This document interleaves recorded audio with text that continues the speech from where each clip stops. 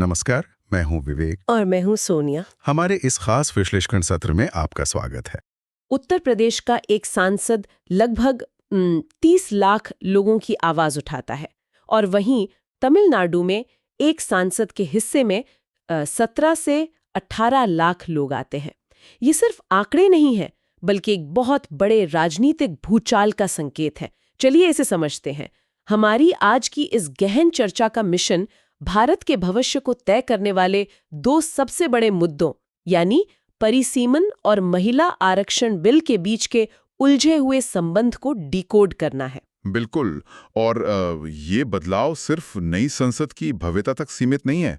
मतलब अगर हम इसकी गहराई में जाएं तो ये सीधे तौर पर पावर और प्रतिनिधित्व का मामला है। हाँ, एकदम सही बात है। क्योंकि 1971 में जब आबादी करीब 55 करोड़ थी, तब लोकसभा की 543 सीटें तय की गई थी। आज हम 140 करोड़ के पार हैं, पर सीटें वहीं अटकी हैं। मतलब सिस्टम को दशकों पहले ही फ्रीज कर दिया गया था। इसे अगर एक क्लासरूम की तरह सोचिए, जहां एक टीचर को अचानक 30 की जगह 100 बच्चों की जिम्मेदारी दे दी जाए। अरे हाँ, ये तो बहुत ही मुश्किल है। तो इसका मतलब क्या है? क्या ये प्रतिनिधित्व का असंतुलन नहीं है? जाहिर है वो टीचर हर बच्चे पर ध्यान नहीं दे सकता। 30 लाख लोगों का प्रतिनिधित्व करने वाले सांसद के लिए जमीनी हकीकत से जुड़े रहना लगभग असंभव है। लेकिन अब इस फ्रीज को हटाने की तैयारी है, जिसे परिसीमन कहा जा रहा है ना? हाँ, एकदम सही कहा।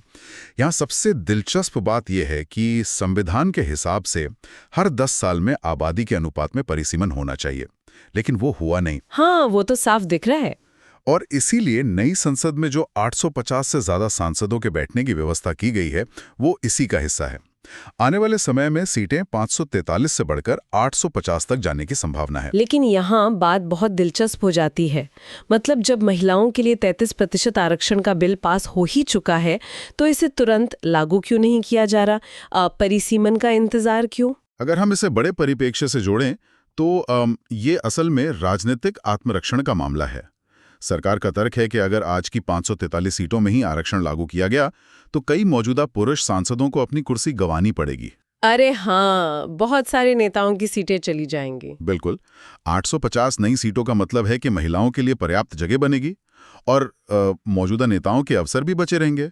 एक मिनट, तो क्या हम ये कह रहे हैं कि महिलाओं को उनका हक देने के लिए नहीं, बल्कि मौजूदा नेताओं की कुर्सियां बचाने के लिए संसद का आकार बढ़ाया जा रहा है? ऐसा कह सकते हैं। मतलब अगर 850 सीटें होंगी तो सबको अपनी अपनी जगह मिल जाएगी। ये तो एक विन विन सिचुएशन बनाने जैसा है। तकनीकी रूप से ये राजनेताओं के लिए एक समाधान है, लेकिन असल में इसी समाधान ने एक बहुत बड़े राष्ट्रीय संकट को जन्म दे दिया है।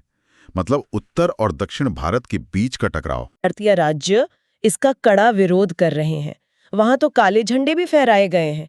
ऐसा क्यों है? ये असल में अलोकतांत्रिक समानता और संघीय निष्पक्षता के बीच की जंग है। परिसीमन का नियम सीधा है, जहां आबादी ज्यादा वहां सीटें ज्यादा। तो जाहिर है यूपी और बिहार को ज्यादा सीटें मिलेंगी। बिल्कुल। चूंकि उत्तर भारतीय राज्यों की आबादी तेजी से बढ़ी है, इसलिए नई सीटों का सबसे बड़ा हिस्सा उन्हें ही मिलेगा। ये तो बहुत ही चिंताजनक स्थिति है।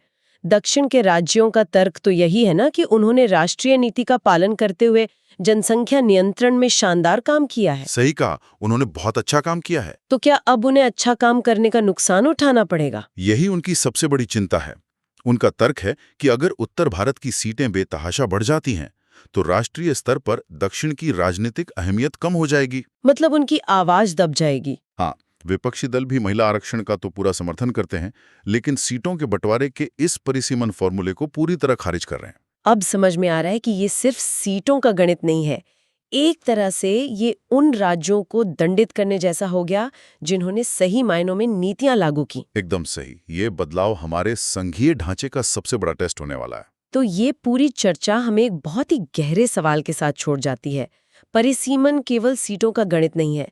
सोचने वाली बात है कि क्या एक परिपक्व लोकतंत्र में सुशासन और जनसंख्या नियंत्रण जैसी सफलताओं का इनाम अंततः अपनी ही राजनीतिक शक्ति और प्रभाव खोकर चुकाना चाहिए? इस पर गहराई से सोचने की जरूरत है। आज के लिए बस इतना ही। अगली वीडियो में मिलते हैं।